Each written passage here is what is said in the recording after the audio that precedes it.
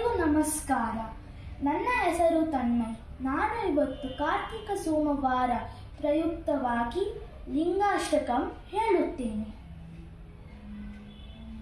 ಬ್ರಹ್ಮಮುರಾರಿಸುರಾರ್ಚಿತಲಿಂಗಂ ನಿರ್ಮಲಭಾಸಿತಶೋಭಿತಲಿಂಗಂ ಜನ್ಮಜ ದುಃಖವಿನಾಶಕಲಿಂಗಂ ತತ್ಪ್ರಣಮಾಮಿ ಸದಾ ಶಿವಲಿಂಗಂ ದೇವಮುನಿಪ್ರವರಾರ್ಚಿತಲಿಂಗಂ ಕಾಮದಹಂ ಕರುಣಾಕರಲಿಂಗಂ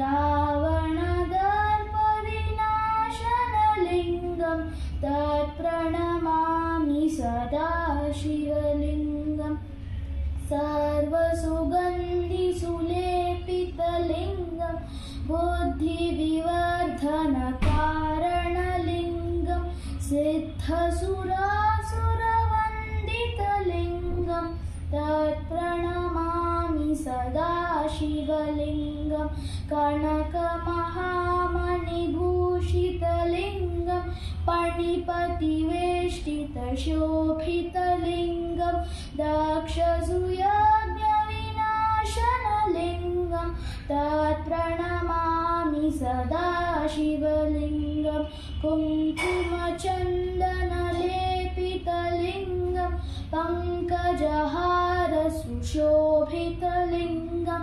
ಸಂಚಿತಪಾಪವಿನಾಶನಲಿಂಗಂ ತತ್ಪ್ರಣಮಾಮಿ ಸದಾ ಶಿವಲಿಂಗಂ ದೇವಗಣಾರ್ಚಿತಸೇವಿತಲಿಂಗಂ ಭಾವೈರ್ಭಕ್ತಿಭಿರೇವ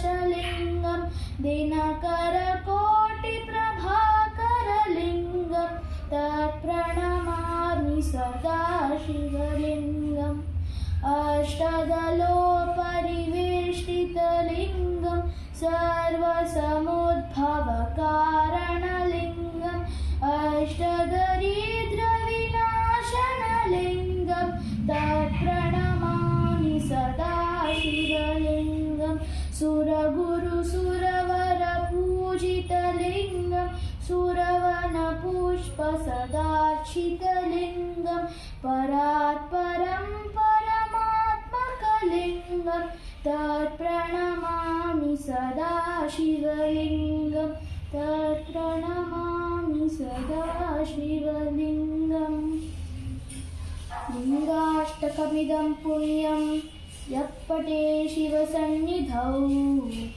ಶಿವಲೋಕಮವಾಪ್ನೋತಿ ಶಿವೇನ ಸಹ ಮೋದತೆ.